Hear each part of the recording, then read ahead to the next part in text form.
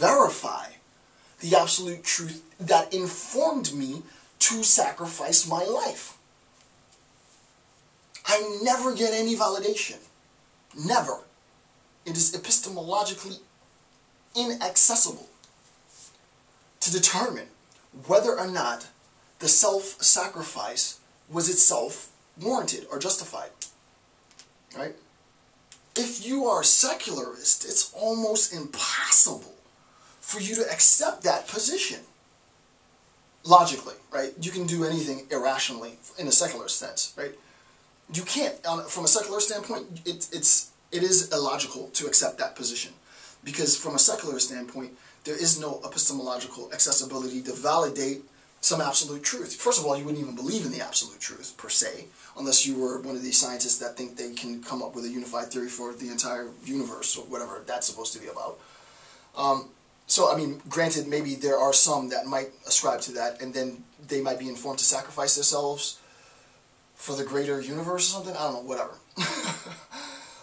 More seriously, from a religious standpoint, okay, there is room for discussion. Most wouldn't allow room for discussion. I will. Nietzsche wouldn't want me to, but I will, because it's my lecture series.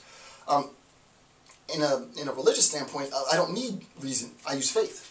So I know readily from the beginning that I won't have epistemological access to justify my actions, because it's not about justifying my actions.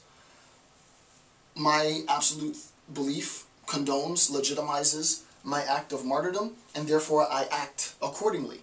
So a critique against Nietzsche, actually, and I very rarely do this, but at this point I have to be fair, he's a little logistically weak at this point.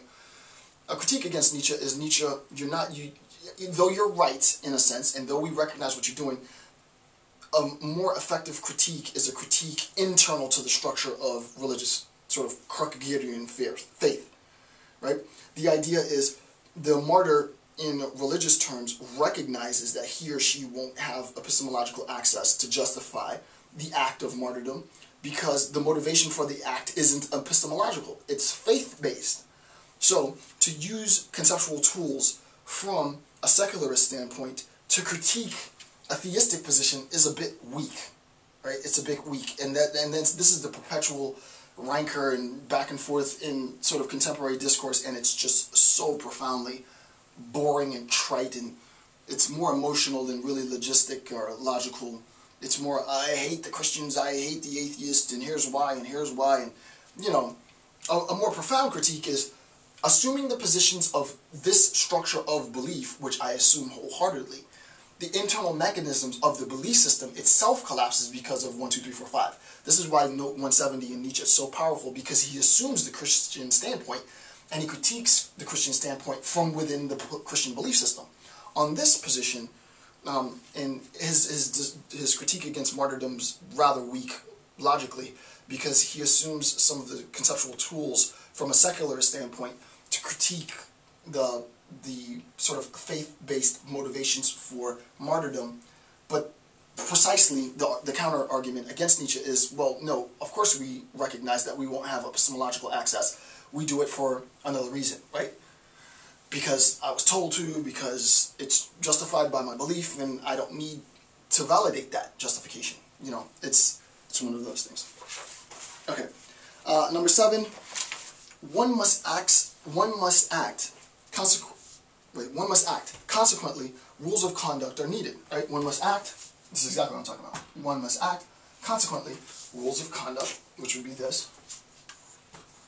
Rules of conduct, right? One must act, thus rules of conduct are needed. And that's to say that rules of conduct pertain here too, right? Rules of conduct, right? It's not the idea that nihilists or moral relativists don't have subjective grounding is ridiculous. I would say the best person to be around is a moral relativist, because, as is the example with Brian, if given evidence to the contrary, you're not going to dogmatically hold to some position that you held previously. You'll drop it for a more powerful explanatory tool. But in accepting that more powerful explanatory tool, it undermines a whole bunch of other beliefs that you have, which you now have to sort of tidy up the pieces.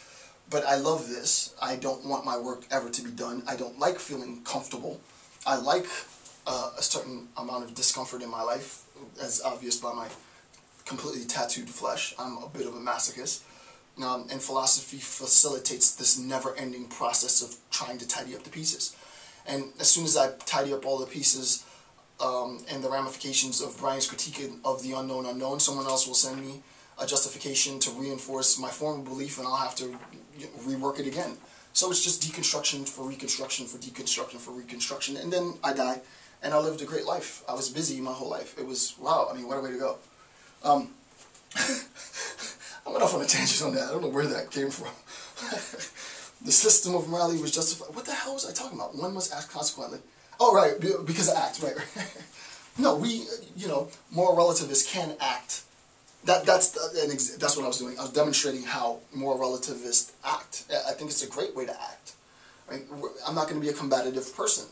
You're going to tell me something, and it's going to undermine what I've held to be true, but my belief in life is to challenge everything, like EA, right? Shout out to EA. Okay, enough of that. So, 7A, the system, how much time do I have? The system of morality was justified by an event, ontology. I don't so much want to really explain all this now, right? The system of morality was justified by an event, ontology. All right, so obviously we recognize that within the Western tradition we have an actor. Here's the West, here's the East, right? We have an actor, we have the action, we have the rules. The actions that an individual performs in the West, right? And he said this before, rather naively. If you look at it in terms of Millsian utilitarianism, the action is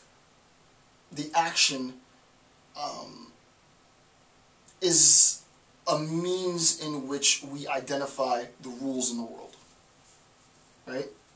So there is a sense in which what we do is we see that the rules of an individual agent, the beliefs of the individual agent, are connected to the rules that the individual assumes. Don't want to get too much into that because it's, one, because I'm running out of time, and two, because it's not really a significant point per se to everything else that I've said.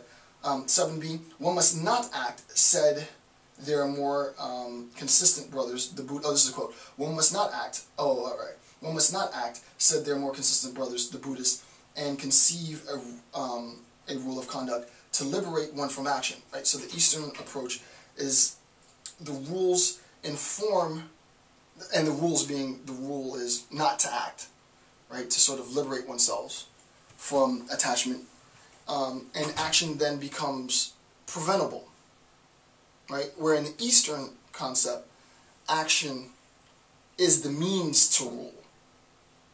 In a very sort of almost a double entendre, right? As the means to rule. Now I'm going out of Nietzsche, but action is the means to rule.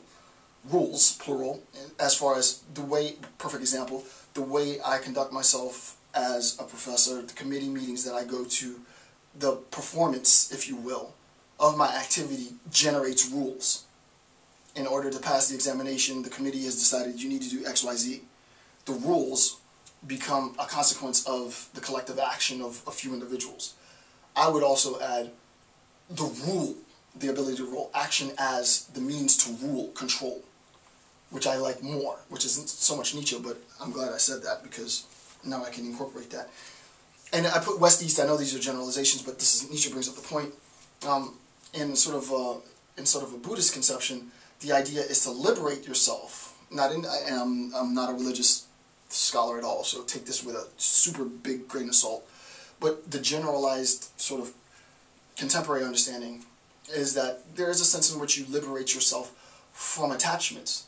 And the way that you liberate yourself from attachments is by recognizing the individual's relationship and letting go, right? It becomes action is preventable. right? My action, my need to have, to possess, is preventable, and I control that sort of internal desire internally. It's more. This is again a bit of a generalization. It's more of an internal state of affairs rather than external. I'll stop there. Read all of 459. I don't have much more time, so hopefully it's short. And it's a little too long. Nothing firmly held is true, but is firmly despised is unholy forbidden. Yeah, he in the last note 459. I know this goes to 460, but 459 and 460. What he does is further legitimizes what I've already discussed. He hasn't really introduced anything new at this point. And the idea is that our understanding of truth should be more flexible. My term is amorphous, rather than this very sort of regified, solidified, static, dogmatic, absolute conception of truth. That's that. So, I'm going to thank you for taking the time to watch my videos. This is the end of section 14. We only have one more section, and then we've completed the first half, all of book 1 and book 2 of Nietzsche's Will to Power. Again, thanks for taking the time to watch my videos. I'm Dr. Jason J. Campbell. Have a good day.